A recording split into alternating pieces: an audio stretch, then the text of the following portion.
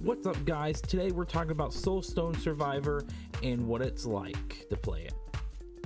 And as you can see here, we have multiple characters, but to be honest, guys, they're kind of the same because we have different melee characters and different long-range characters. They do have different stats, of course, being different characters, and they do have different abilities.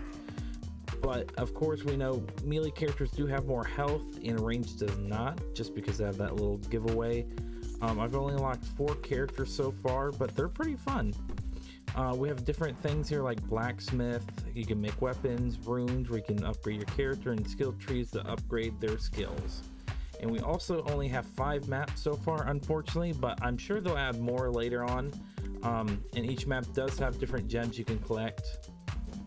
And once you start the game, it's kind of slow like any other roguelike game you've played. It just takes some time to build up the enemies coming in. And it's pretty much simple from here. All you really have to do is move and aim.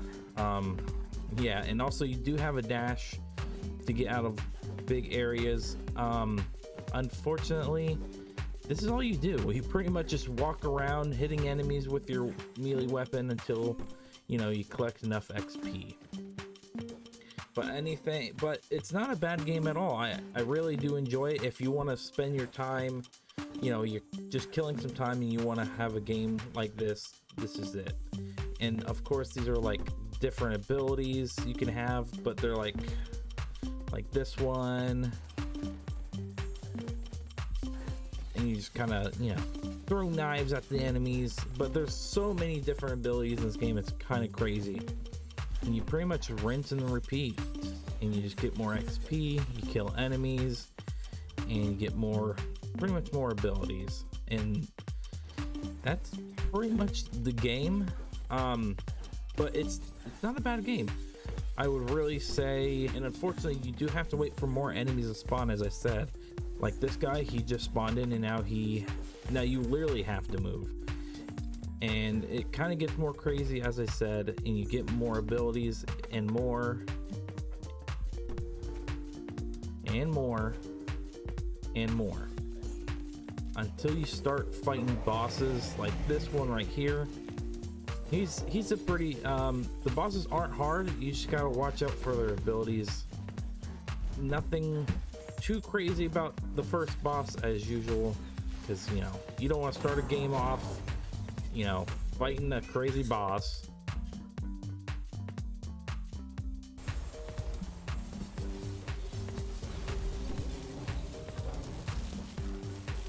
And of course, after you defeat the boss, you hit this gem and you get a whole bunch of XP, and then you just keep fighting more bosses, kill them, rinse and repeat. And you also get green shards to heal. You don't heal on your own, you just gotta collect green shards, and your health does go up not that much, but enough you could survive. And your different abilities, and then oh my god, yep, it is my favorite thing, the golems. And this is why I'm saying this, the golems are probably the best ability in the game, just because, well, they distract all the enemies, they go towards the golem, and then you can just pretty much stay behind, hit them, shoot fire at them, do what you need to do, and just win the game. But once you beat the game, it's nothing very special. Honestly, you just go right into a portal, and it pretty much ends the game there for you. Usually they do have more than one portal, but I'm not sure why this time I didn't have anything. And then you kind of just accept all the loot you got. You can honestly build stuff in the blacksmith to make your weapon stronger, but it just really depends on what materials you have. And this is why you just kind of keep going back into each different levels, defeating more bosses, beating more enemies just to get that XP, unlock the new characters, and kind of just keep going from there. But guys, I stress this enough, this is such a simple game and so easy. Well, it's pretty easy until you hit the bosses, and you kind of have to start moving, especially with ranged characters they put in. They the first melee characters are so slow of hitting you. You can just probably stand in one spot, move an inch, and they'll all miss. But this game does remind me of 2 other games I've played before, just based on the way it looks and the way it plays.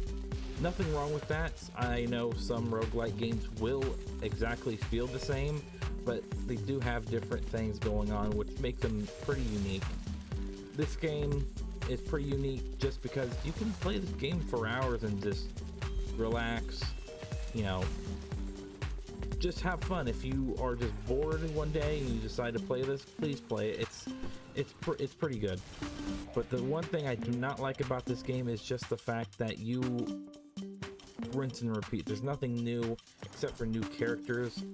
And I said, hopefully they bring new, you know, maps in, different characters, because it looks like the roster isn't full yet, just based on the emptiness I see here. I will honestly have to give this a 7 out of 10, just because it's just not the same as Risk Rain. I hate comparing games based on their gameplay, but it's just, this is not a game where you want to put too much time into it. You want to put time into it just for getting different weapons and different characters, but as I said, this is the kind of game where you just want to kind of relax, have fun. But guys, with that saying, hopefully you enjoy this review. I will be doing more reviews, and honestly, if you're enjoying them, please leave a comment down below. I always love seeing comments, and hopefully see you guys soon.